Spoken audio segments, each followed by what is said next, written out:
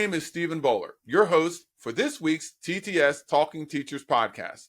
I am a former principal and superintendent of schools, and now I'm a full-time speaker, training, and consultant in classroom management, leadership development, and ideas development. I'm a TEDx speaker, as well as identified as one of the top 30 global gurus in education. I am so happy to be here. The TTS Talking Teachers podcast aims to equip teachers with fresh ideas and inspiration for the classroom and beyond. We'll cover some of the topics most important to you, including EduTeach, inclusion and diversity, well-being, classroom management techniques, and so many more. I'll be talking with a number of global experts as well as we aim to inspire your everyday work and unlock new opportunities to enhance learning outcomes together. Joining me to discuss classroom management, I am delighted to introduce you to Iantha Ussin as today's guest. Welcome to the podcast, Iantha. Thank you so much for having me. Yes, we're excited to have you. So, before we get started, could you please kind of give us a quick introduction about yourself for our listeners? All right. Well, as you said, my name is Iantha Ussin. I am an educator all around. I taught middle school English for 15 years, and now I am a full-time education consultant where I call myself the new teacher's teacher. And so I'm a conference speaker. I train teachers for the classroom, and I like to call myself a workshop facilitator where we do the work. Up and moving, not just standing and talking to the teachers. I want them to work with me. And so that's who I am. I'm an educator all around. I am all about the new teacher. Excellent. That's wonderful. So glad to have you. Thank you.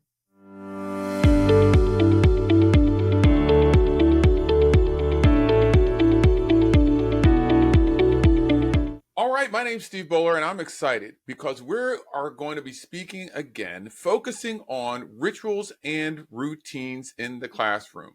We have Iantha Ussin, and you're going to give us your knowledge because rituals and routines in the classroom really make the everyday, what you see, what you do, the comfort level of students, we're talking the littles up to the big ones, make it happen in the classroom, in there. So, first thing I'm going to jump at you with is what is that? What is it? What does it look like in education to have those rituals in the classroom? Well, yeah, you're right, Steve. It really matters for every classroom, from the littles to the big ones. Mm-hmm. Those rituals are important, and they start on day one, where I am establishing how are we going to enter the classroom? What happens when we enter the classroom? Where do I want my books and my belongings to be placed? How do we start our lessons? How do we end our lessons? Students need directions literally at every point of the day for every operation inside the classroom. They have to know what's going on. And when there's a well-oiled machine like that, everything flows smoothly. It flows smoothly. So there have to be the rituals. There have to be routines. Okay, now I'm going to jump here because this is what I see. We talk littles and bigs. Yes. We get to the bigs. We get to the high schools. We get to the older students. And we have teachers who just say, you know what? They should know this.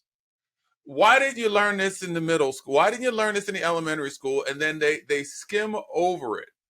Is there value in going through the details of ritual and routines at the older level as much as the younger level? There is value because, again, every student, it doesn't matter the age, they actually desire to have that order. They may not say it because a lot of times they don't know how to say it, but they desire that order. I love that word. I love that word, desire. That I love that. Please go on.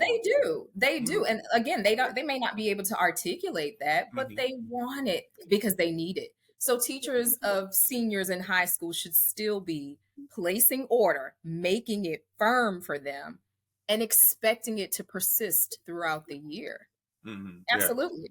Right. So let's go through some basics. Okay. So start of the school year starts, or even let's say you maybe have a half year, semesters, or whatever it might be, the beginning of the class stuff. What are some basic things as you're talking about rituals and routines that are kind of staples? So let's hit that. And then we're going to go to what are some ideas of some things that they may not have thought about? So what are some rituals, routines that you say, you know what, these are staples, y'all. Doesn't matter what age, grade level it is. Doesn't matter what age. Absolutely. Well, first, I'm going to say this. I'm going to preface with this. Okay. It's not enough to just say it.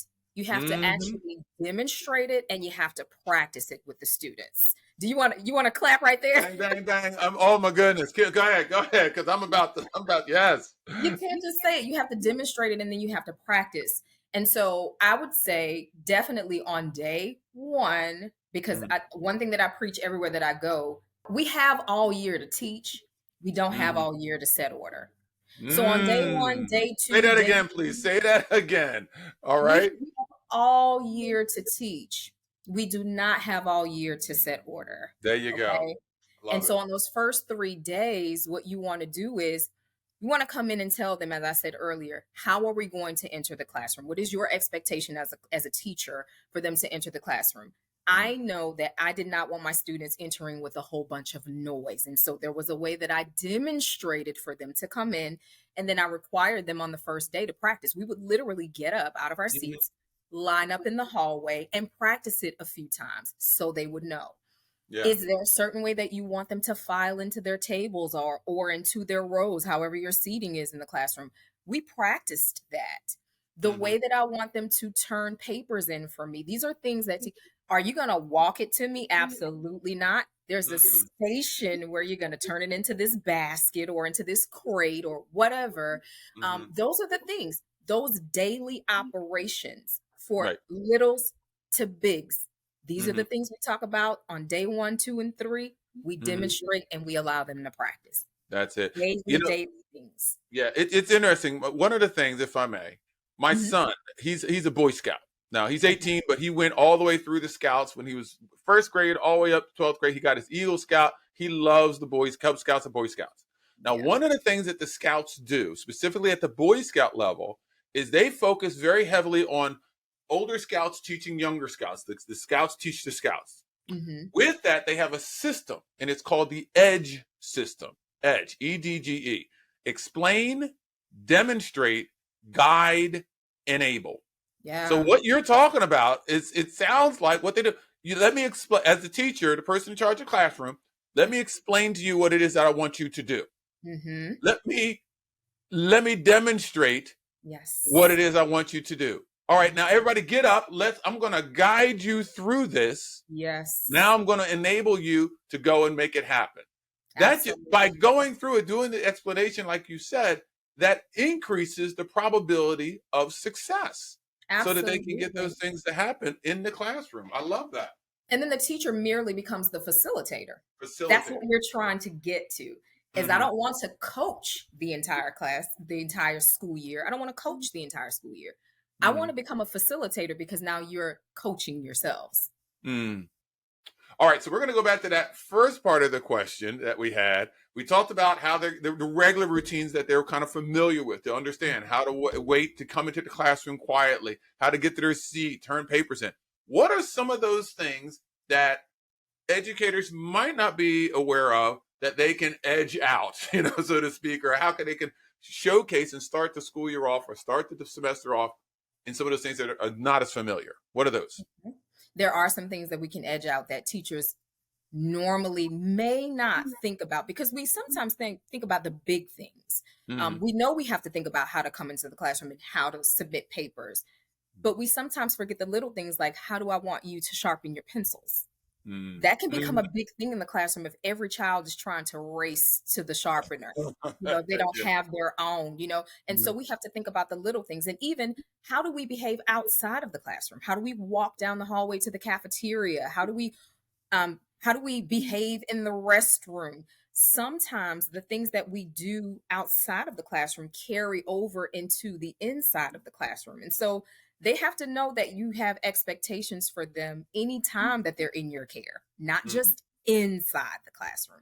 Right. Again, for like new teachers especially, they're overwhelmed when they come in. They are. There's a lot to think about. So they may think about the big things. They forget about the little things, like sharpening the pencil. So Yeah, and also comes to mind, just thinking about the modernness of education, how to get the laptop off the cart, how to, let's say you come and maybe all the students already have laptops or some type of technology. Is it charged? Is it not charged? There's a charging station, cell phone. I mean, there's so many other things that, you know what, you just assume or hope, and hope is not a strategy. Oh God. Hope they got you hope that the kids understand, and now the teacher is upset and mad because they didn't do it the way that they want to. They don't know what you want, you know. Correct. And it's a Set great that question, up. Steve. It's a Mm. great question. I outline every time I'm talking to new teachers, I have a list of about 30 questions like Mm. that. How are they gonna enter the classroom? How do you want them to sharpen their pencil? Are they able to go and walk directly to the hand sanitizer? How, are you Hand thinking sanitizer. about the bring Hmm. your own technology? What is the procedure for them using the cell phones in your classroom?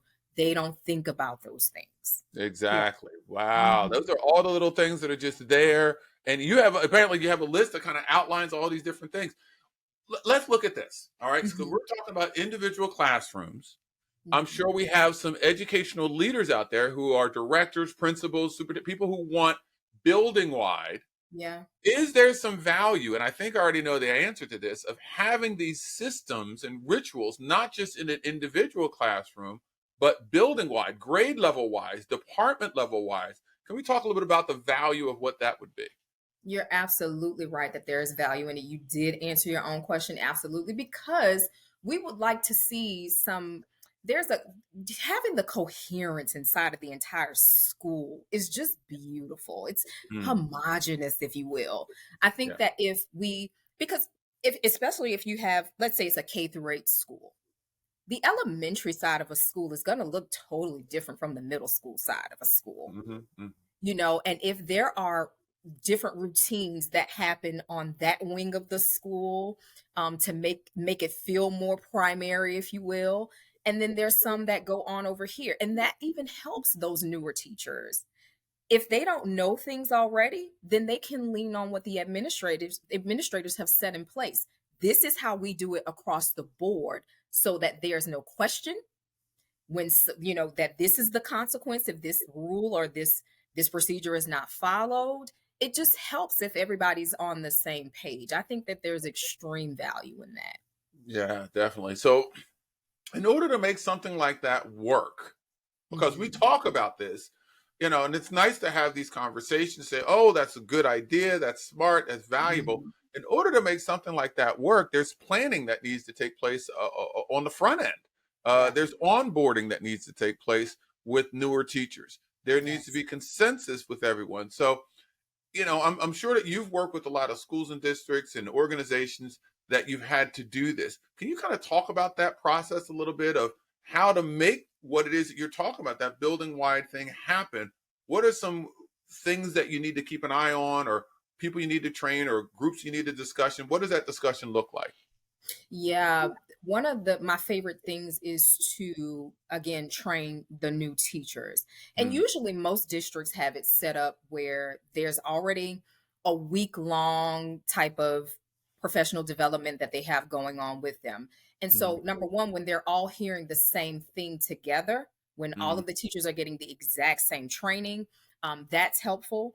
Having where there are professionals already on place, like we call them instructional coaches, we call them those who are just a step above the teacher, who actually can go into the classrooms and monitor, who can assess, who can do benchmarks to just kind of see that these things are being put in place.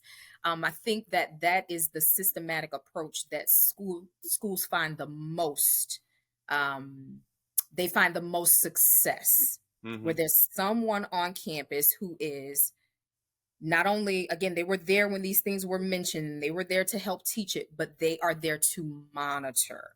Mhm. That is where I think the most success Yeah, is. because then you get consistency. They're not coming in to put you down. They're not coming in to say, "Hey, you're wrong." But you know what? Hey, let's make sure that we're all in alignment here. Let's make sure that we're Mhm. all moving in the right direction here. I mean, because in the same token, as much as we talk about our newer teachers, let's say we have some veteran teachers. This is the way I've Yes. always done.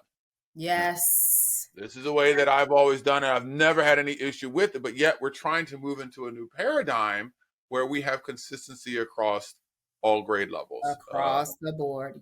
Mhm. Yes. Yes, absolutely. And then those new teachers sometimes coming in can help those older teachers with just brightening things up a little bit. A There you fresh go. approach, Yes. a fresh Mhm. approach. So yeah, That's I definitely agree. what it is. There Hmm. you go. Well, boom.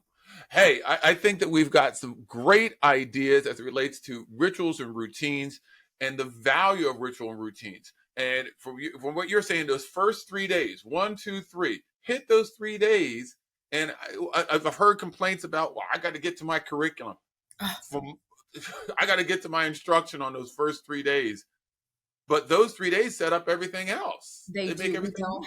We don't have all year to set Mhm. order. We have all year to teach, but we Mhm. don't have all year to set order. Those first 3 days are just crucial. Yes, first 3 days to set order. We can teach all years. So that's important. We talked very important about getting the entire school, grade level, whole group into a common understanding so that there's consistency. We always talk about these are all our kids, but the way that we make that happen is to have that consistency. We threw out there about the edge and how that's a way that you can kind of explain, demonstrate, guide, and enable them to be able to do it. And I Yes. love those little tiny areas that you mentioned that they may not think about, which can also be utilized for setting routines and rituals within the school.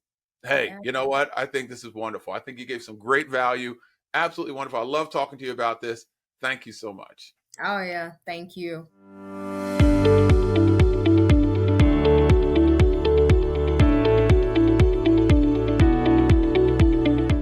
I would like to say a huge thank you to our guest, Iantha. Thank you so much for joining us. You are joining us and provided such valuable insights. Now, you've been listening to the TTS Talking Teachers podcast with me, Stephen Bollar, also known as Stand Tall Steve, and Iantha Ussin.